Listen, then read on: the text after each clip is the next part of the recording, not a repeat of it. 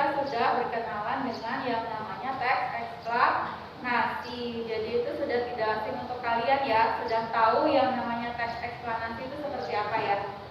Teks eksplanasi itu ada namanya paparan proses sebuah kejadian, sebuah peristiwa.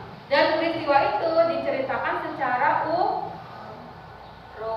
Urutannya bisa berupa urutan waktu atau disebut kronologis, bisa juga urutan itu berupa urutan sebab akibat atau yang disebut dengan kausalitas. Itu mengarah pada pengertian yang sama ya, yang namanya urutan waktu itu kronologis, yang namanya urutan sebab akibat itu adalah kausalitas. Sama pengertiannya, hanya mungkin istilahnya yang berbeda dan penggunaannya juga berbeda. Kemudian namanya teks eksplanasi itu selalu berisi apa? Fakta yang bagaimana, yang bersifat keilmuan. Jadi ada ilmu di situ. Kemudian umumnya, ini tidak selalu ya, tetapi umumnya teks eksplanasi itu deduktif atau paragraf yang apa? Deduktif itu paragraf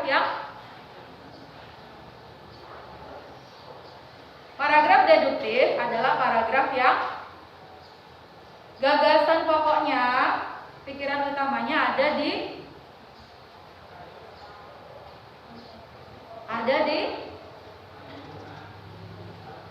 deduktif. Tahu deduktif? Pernah dengar deduktif? Pernah? Deduktif adalah paragraf yang gagasan utama terletak di awal paragraf, betul. Jadi ada gagasan utama di awal, kemudian kalimat-kalimat belakangnya merupakan penjelas dari gagasan awal tersebut. Kalau di akhir paragraf namanya bukan deduktif, namanya apa? Induktif, betul. Kalau di depan namanya deduktif, kalau di belakang namanya induktif. Nah, eksplanasi umumnya adalah deduktif, tidak selalu ya, tetapi sebagian besar merupakan teks dengan gagasan pokok yang terletak di awal. Nah, ciri-cirinya sudah tahu nih, ada paparan proses, ada urutan peristiwa, ada fakta bersifat keilmuan, dan umumnya deduktif. Jadi, teks eksplanasi adalah teks yang berisi, ini tinggal digabung-gabungkan nih. Berisi apa? Paparan proses. Paparan proses itu berupa urutan peristiwa baik kronologis maupun kausalitas yang mengandung fakta bersifat keilmuan dan umumnya deduktif. Itu boleh kamu variasikan kata sambungnya, kata hubungnya kamu bisa memvariasikan sendiri. Yang jelas pokok-pokoknya ini ya, ada 5 ya. Paparan proses, jadi ada proses di situ. Kemudian proses itu harus urut, tidak bisa loncat-loncat seperti sudut pandang. Kemudian di situ ada fakta, sifatnya keilmuan dan umumnya deduktif. Gitu ya. Saya ulangi ya.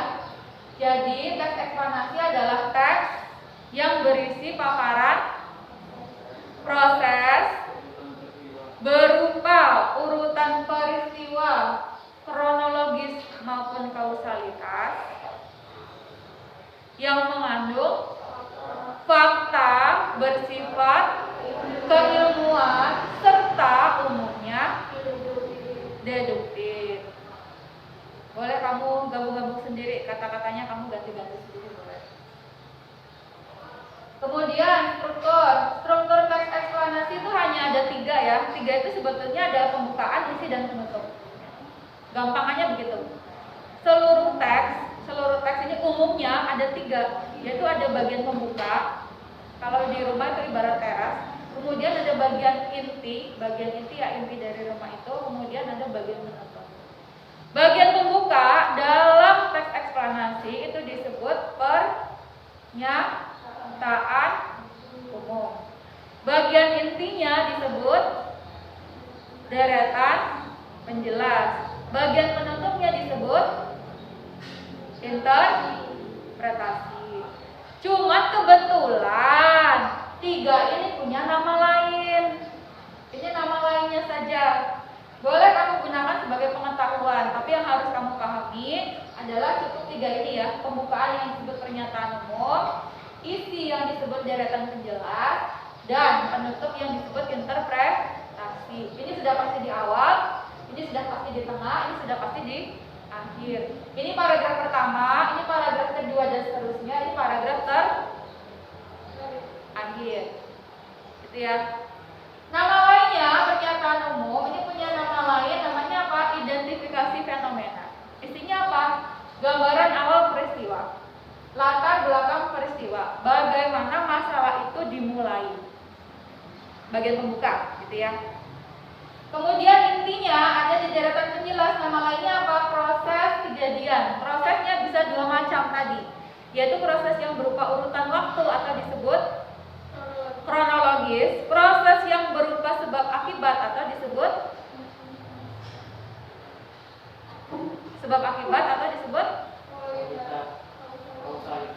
kausalitas, bukan kualitas. Kausalitas. Tulisan saya terbaca dari belakang? Ya, iya saja ya. Interpretasi itu nama lainnya apa? Ulasan. Isinya apa? Isinya adalah pandangan, simpulan, komentar, konsekuensi. Bagian akhir sebuah teks eksplanasi. Untuk struktur ada yang mau ditanyakan?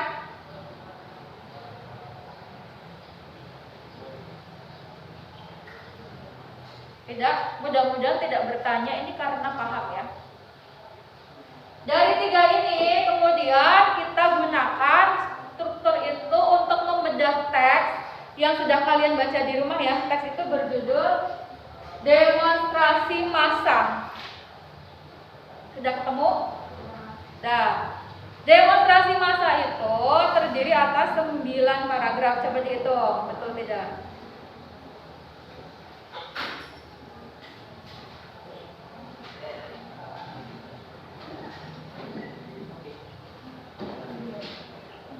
Cocok? Cocok tidak? Apa 10 paragraf? 9. Apa 8 paragraf? 9 ya. Paragraf pertama itu adalah pernyataan umum. Coba kamu baca paragraf pertama. Apa isi dari paragraf pertama? Latar belakangnya nih, masalahnya bermula dari mana nih?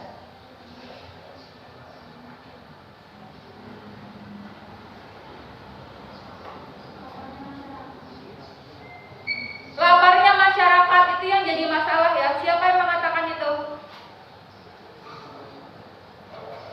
Kepala daerah. Kepala daerah mengatakan apa?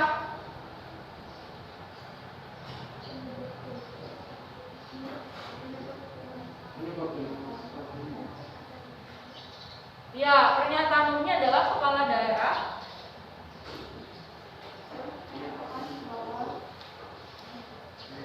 menyatakan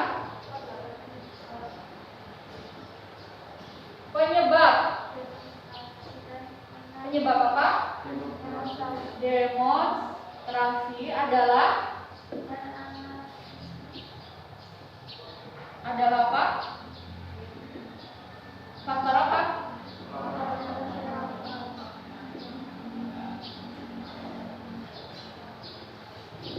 Laparnya masyarakat. Jadi kata kepala daerah itu namanya demo.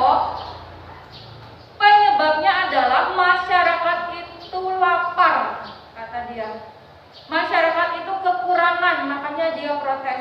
Coba kalau masyarakatnya dicukupi. Coba kalau kebutuhannya itu tidak susah payah harus dipenuhi. Jadi dia bisa mendapatkan yang menjadi hak dia bisa memperoleh yang menjadi hak dia, tidak kesulitan sandang, tidak kesulitan pangan, tidak kesulitan papan, demonstrasi itu tidak akan terjadi.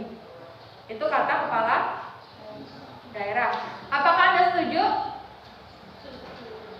Setuju? Jadi orang demo itu pasti orang lapar, orang kekurangan begitu. Ya. Kalau sudah cukup tidak akan bukan demo? Ya, menurut kamu namanya demo itu terjadi karena adanya kekurangan ya? Coba, menurut kamu apa? Setuju kamu dengan pernyataan ini? Setuju?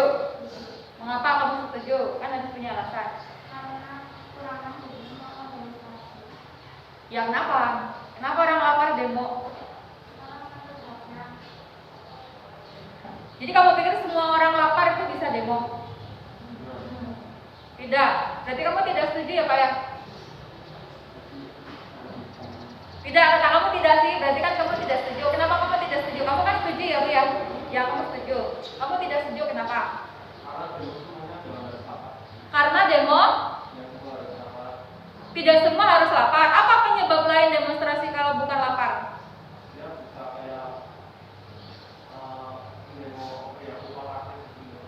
Demo rumah sakit.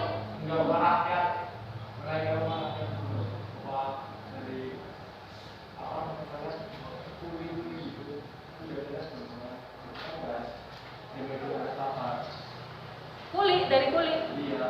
Kuli itu tidak lapar. Kan tadi kan demo nggak harus lapar. Iya, betul. Karena semua itu harus lapar, kan bisa demo kayak minta menaikkan upah untuk kakak-kakak kerja atau petani. Ya kan minta upah naik, lapar dong. Minta lagi kan? Lapar maksudnya bukan hanya lapar perut, tapi lapar menginginkan sesuatu. Istilah lapar dalam tanda kutip itu bisa karena lapar makanan, bisa juga misalnya nih karena kamu pernah dengar istilah haus kasih sayang. Haus kasih sayang. Haus di situ kan bukan minum ya, tapi menginginkan kasih sayang karena merasakan kekurangan kasih sayang gitu. Nah, lapar di sini. Saatnya jam ke-6 dimulai. It's time to begin the 6th lesson. Lapar di sini bukan hanya makna denotatif, tapi makna konotatif. Minta kenaikan gaji itu termasuk lapar. Kenapa? Karena kurang, gajinya kurang kan gitu. Gajinya kurang, makannya tambah, itu termasuk lapar. Tanda kutip laparnya bukan lapar makanan, tapi lapar menginginkan yang lebih begitu. Maksudnya di situ. Jadi bukan karena lapar atau memang semua demo karena lapar.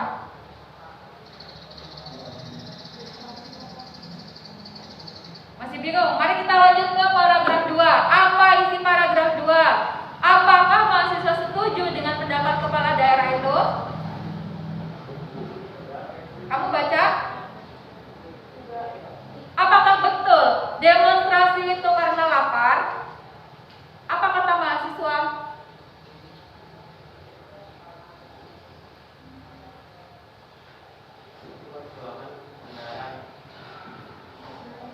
Ya, memperjuangkan kebenaran, terus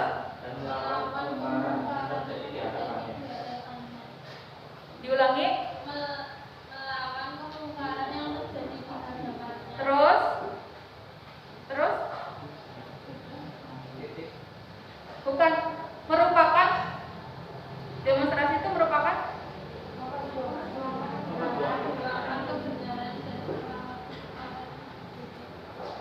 ada aktualisasi diri di situ ya.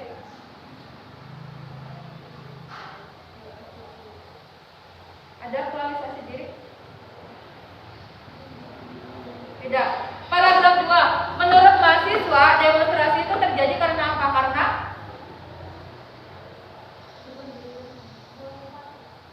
apa? Pernyataan ini kan memicu kemarahan mahasiswa ya. Enak saja, kami demo itu bukan karena lapar, kami kecukupan. Kalian kan tahu mahasiswa. Mahasiswa itu kan orang-orang yang menempuh pendidikan tinggi. Yang kita tahu tidak semua orang bisa menempuh pendidikan tinggi. Sebagian besar masyarakat kita tuh berhenti di level sekolah menengah. SD, SMP, SMA, terus kerja, terus kawin, berkeluarga, punya anak keturunan. Banyak yang seperti itu. Ada yang kuliah ada, tapi presentasinya tidak besar. Jadi orang-orang yang menempuh pendidikan tinggi itu bisa digolongkan orang yang makmur. Kenapa? Karena dia bisa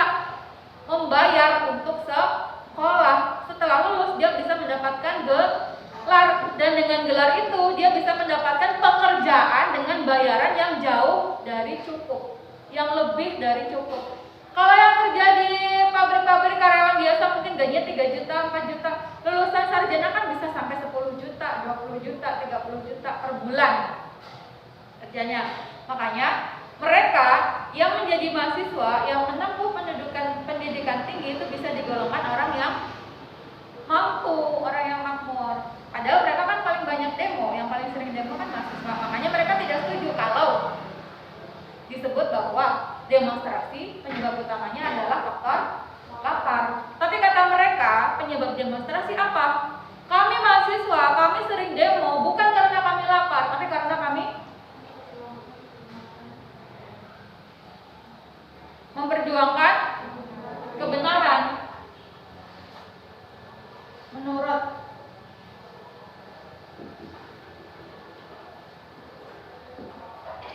mahasiswa. Penyebab demo adalah keinginan untuk apa?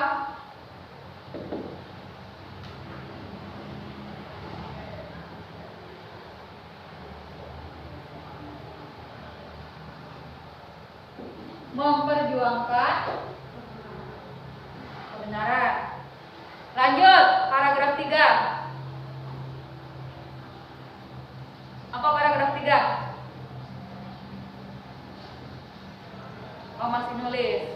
Jadi ini sudah dua pendapat yang berbeda ya. Ada satu yang berpendapat orang-orang demo itu orang-orang lapar. Ada satu yang berpendapat bukan karena lapar, tapi karena ingin memperjuangkan kebenaran dan keadilan. Karena dia melihat ada ketidakadilan di situ, jadi dia berjuang supaya keadilan itu bisa terwujud, bukan karena lapar. Ya Pak ya. Jadi Gunawan, kamu punya jawaban untuk pertanyaan saya tadi ya. Ya, kenapa kamu tidak setuju kalau faktor lapar adalah penyebab demonstrasi? Karena iya, karena ingin memperjuangkan kebenaran, dan di situ ada keberanian loh. Tidak semua orang berani untuk memperjuangkan kebenaran. Paragraf 3 sudah kalian baca.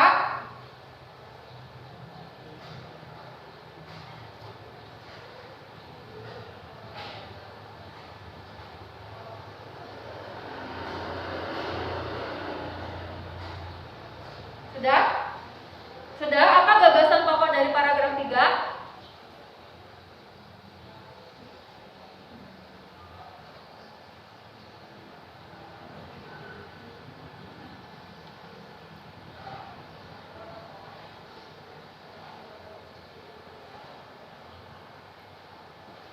Apa Bu?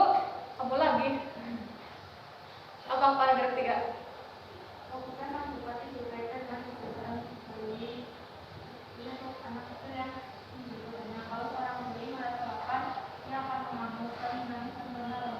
Ya, itu bayi yang lapar akan mengamuk. Jadi kepala daerah menganalogikan orang yang demo itu seperti bayi ya.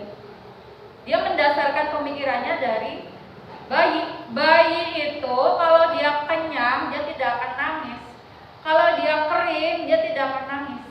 Tapi kalau bayi itu lapar, dia ingin minum susu, dia akan nangis.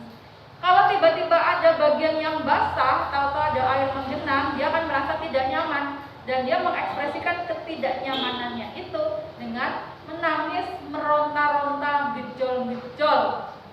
Jadi si bayi itu sedang melakukan demonstrasi massa dengan caranya sendiri. Alur pikirannya dari situ. Gagasan pokoknya adalah apa? Bayi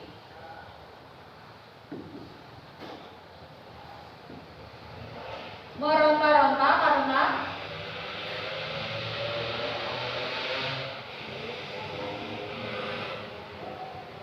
kelaparan. Analoginya di situ, dia berpikir bahwa kalau bayi lapar nangis, bayi pipis nangis, bayi pup nangis. Apa yang membuat dia merasa tidak nyaman dia ekspresikan dengan nangis. Nah, mahasiswa itu disamakan dengan bayi, dianalogikan seperti itu. Jadi ada sesuatu yang kurang, ada sesuatu yang tidak nyaman, kemudian dia menangis dengan caranya, yaitu melakukan demonstrasi. Paragraf 4, apalagi yang kamu temukan?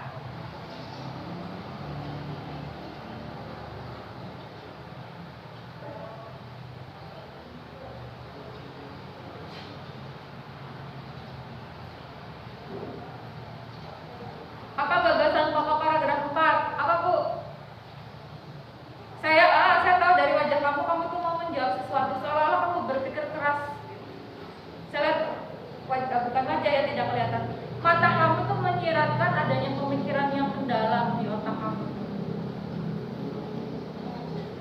Ya. Demonstrasi massa tidak selalu dibuatkan oleh urusan tersebut, bahkan banyak peristiwa yang sama sekali tidak didasari oleh motif Kurang keras. Demonstrasi massa tidak selalu. disebabkan oleh urusan tersebut. Ya. Bahkan banyak peristiwa yang sama sekali tidak didasari oleh motif. Ya, oke. Apa contohnya yang tidak didasari motif perut? Ya, jadi demonstrasi itu tidak melulu urusan perut ya, tidak melulu karena lapar, tapi sebab lainnya apa?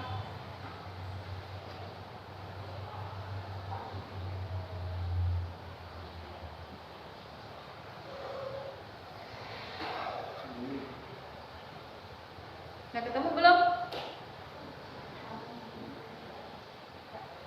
Di paragraf 4 itu kamu temukan apa?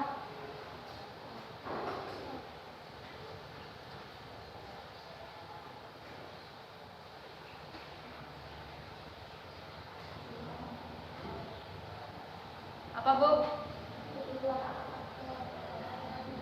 Iya, betul.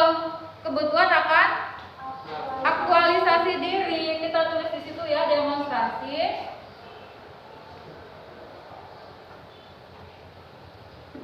terjadi karena kebutuhan apa?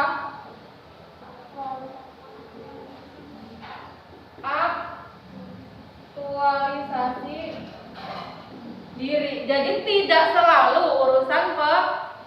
Bisa jadi karena ingin aktualisasi diri, ingin menunjukkan ini loh saya mahasiswa, ini loh saya bisa berbuat sesuatu untuk masyarakat, saya bisa mengubah dunia, saya bisa membuat dunia ini menjadi tempat tinggal yang lebih baik. Jadi semacam kebutuhan untuk diakui ya. Karena namanya orang lapar kadang gitu ya. Lapar itu menyebabkan dia tidak bisa berpikir. Jadi selain karena ada kebutuhan akan sesuatu, untuk bisa berdemonstrasi dia harus punya apa? Dia harus punya pemikiran, dia harus punya otak, dia harus punya sesuatu yang ingin dia capai, punya target. Gitu ya. Jadi tidak melulu soal perut. Contohnya apa? Ini ada kebutuhan apa? Aktualisasi diri. Ingin menunjukkan diri, ingin membuat dirinya aktual. Gitu ya. Sudah kita kerjakan 1, 2, 3, 4. Kemudian 5, 6, 7, 8, 9 bisa kamu kerjakan sendiri ya. Ya, waktunya 5 menit cukup. Cukup 5 menit? Insya Allah 15 menit habis waktu kita. 10 menit ya. Kayak tawar-tawaran di pasar nih, 5 menit, 15 menit, kita punya 10. 10 menit silakan untuk mengisi 5, 6, 7, 8, dan 9 dari teks yang ada di buku. Cukup ya?